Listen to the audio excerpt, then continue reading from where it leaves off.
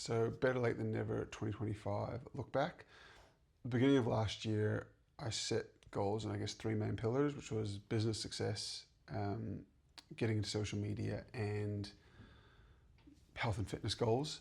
So I let myself go quite a bit towards the end of my 30s and wanted to sort of enter my 40s in reasonable, at least, shape. So sort of cover off those goals and how I went from last year. So from a business point of view, two main pillars. So one, I wanted to obviously write more volume. I think my previous best going into 2025 had been about 53 million in lending written. So my goal was to write 60 million, set a new target, decent sort of 10-15% growth in the previous year. And I also really wanted to grow the visibility of the business. And I guess that was sort of in three main pillars. So one was continue to improve our Google reviews. It had been a goal of mine since I joined the business in 2021. We had like 6 Google reviews, and the goal had always been to get to 100, and we were sort of getting close last year. I think we started with about 80, so the goal was to tick over 100 5-star Google reviews. And I also wanted to sort of start to see the business rewarded or recognized a little bit more in the marketplace, because I think we're pretty good at what we do. And finally, we sort of get out there on social media. So from a business point of view, it was a fantastic year. I ended up personally ticking over about 68 million by the end of the calendar year. There were about 5 million that settled on the last couple of days of the year, which increased those numbers. So up from 52 million the year before, fantastic. Very happy with that. Ticked over 100 5-star Google reviews, about 106 at the moment, which is great. Shows that we're doing something right. And the business continued to get recognized. For the second year in a row, we were recognized as one of the top 100 businesses in the LMG group. I think there's about 1,700 or so businesses across the group, and we were in the top 100. Also, myself, Chris, and John were all recognized as top 10% brokers within the group, which is fantastic. And nothing to do with me, but John also won Commercial Broker of the Year for ANZ in Victoria for the second year running. So some really good results there.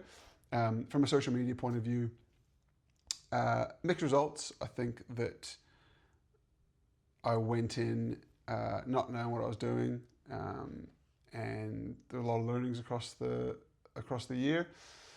I spent a ridiculous amount of time for probably very little tangible results, but I think that I've learned a lot, and it's something that I've probably taken some learnings from, and it's a pretty good opportunity to jump on this into 2026.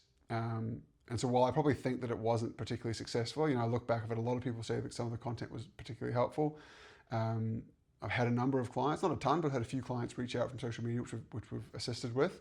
And I guess from a numbers point of view, I had over 100,000 views on TikTok and over 125,000 views on LinkedIn, which is nothing particularly impressive for anyone who actually does social media, but going from 0 on both of these to over 100,000 is kind of cool.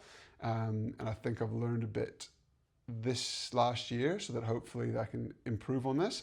I think 2026 will be the year that will determine, did I waste a lot of time, stress, and energy last year learning how to do this, or sort of learning how to do this? Or was it the stepping stone to something that's actually going to potentially change the business and help us get our name out there? So time will see, watch the space. And from a fitness point of view, I set myself a billion different goals.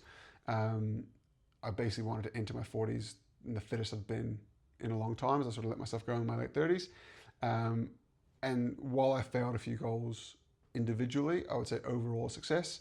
I started the year not really running, cycling, or swimming. I couldn't actually run due to knee injuries. I was pretty weak, and my golf game was terrible. I sort of set specific improvements in all of these. And by the end of the year, I'd ran the fastest I'd run in 20 years. I'd run the furthest I'd run in my life, furthest I'd swam in my life, and furthest I'd cycled in my life. And while I failed my goal of a 25-minute 5K, I started a 25.5-minute 5K, which is not horrible for someone who picked up running 10 months previously and has got bad knees and is slightly overweight. From a strength point of view, had a few weightlifting goals, hit most of them or mildly failed, but pretty close. And my golf game's gone from highly embarrassing to mildly embarrassing, which I consider a win. And we'll continue to improve on that hopefully this year. So I'll probably come back in the next couple of days with the goals for 2026 and hopefully move on from 2025. Well, that's the update looking back on last year.